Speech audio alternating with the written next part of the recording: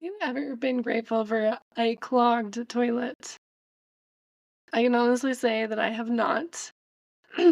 But today I would like to share with you something I learned from a clogged toilet. I promise it's not super gross. My day was kind of a wreck. But before we get into all of that, my name is Jess Howe. This is the Because He Remembers Me podcast, and we are on entry number 24. Today was another one of those days. You might hear it in my voice again. I am sick, and I was sick not that long ago. I don't know if it's a cold or allergies or what, but this is what we're doing. And I have had a lot of moments of just being dizzy and disoriented because of congestion and having a hard time today. I also took on a little too much work this week. For those of you who don't know, I am a professional seamstress and I do that on the side when I have a little bit of time. But this week, it's taken a little more than a little bit of time. And that was stressing me out. And my son, unfortunately, he lost his second tournament game today, and the other team, they were playing so dirty, like tripping the players and pushing them over, and things were not getting called, and it was really sad and disappointing. And then when I came home, they I had to deal with this issue that I had put off, which was this clogged toilet, and I didn't know about it until about 15 minutes before the game. And I was like, you know what? I don't have time. I don't have time to deal with this. So I packed the kids in the car. We went to the game. We came back disappointed, and then I remembered I had to deal with this toilet. And I don't know about you guys, but for me, there's something about toilet water or any sort of like human fluid when it's on me. I start to produce my own human fluids in the form of tears. Like I just can't hold back. It is very dehumanizing to me. So those of you who are nurses, bless you. I I don't know if I could do it. I mean, I could cry at work every day, maybe, but I was not enjoying this process. And I was pretty irritated at my child who had done it because he put like half a thing of toilet paper down the toilet and has done this before. And I was calling my husband and trying to figure out he's out of town, which added to the chaos. Um, Trying to figure out what to do about this toilet because I had been plunging. I don't even know how long. It was probably 20 minutes and I wasn't getting anywhere, and he was trying to explain to me how to use this toilet snake thing toy tool that he has, not toy because it was not fun. Tool. And it I was just kind of a mess and I was really grouchy.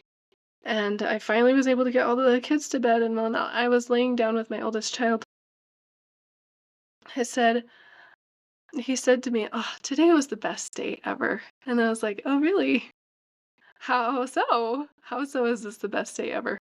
And he said, "Well, we got the toilet unclogged and I lost a tooth." And I had a total change of heart.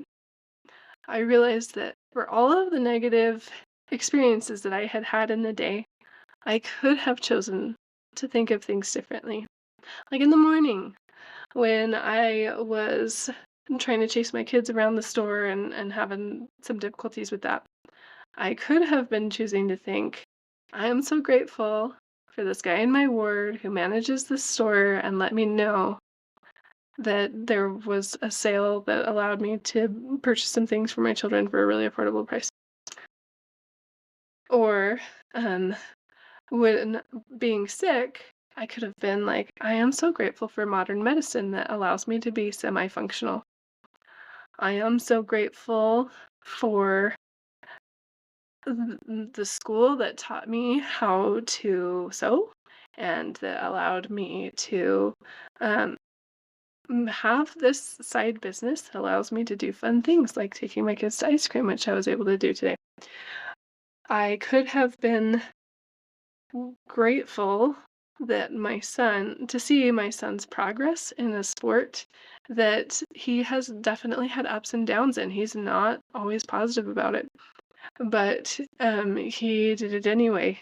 I could have chosen to be grateful, maybe not for the clogged toilet, but for the tools that I was able to use, for a husband that I was able to communicate with, for modern technology, so that he could video chat me and try and figure out how to deal with this situation. I wanted to share this quote. Elder Holland shared this quote um, by G.K. Chesterton, and I wanted to repeat it for you. He said, "Thanks are the highest form of thought, and gratitude is happiness doubled by wonder." I love that. The highest form of thought, gratitude is happiness doubled by wonder. What if that was my go-to instead of my fallback? I'm not going to be too hard on myself about that because, hey, I fell back on it after my child taught me a little bit about it. But that's something that I want to establish more in my life. I think I've talked in other podcasts about a tender mercy mindset, and that sometimes just looking for the tender mercy is the tender mercy. That gratitude doesn't have to be insincere, and it doesn't have to be ironic or um, finding annoying. It doesn't have to be annoying, right?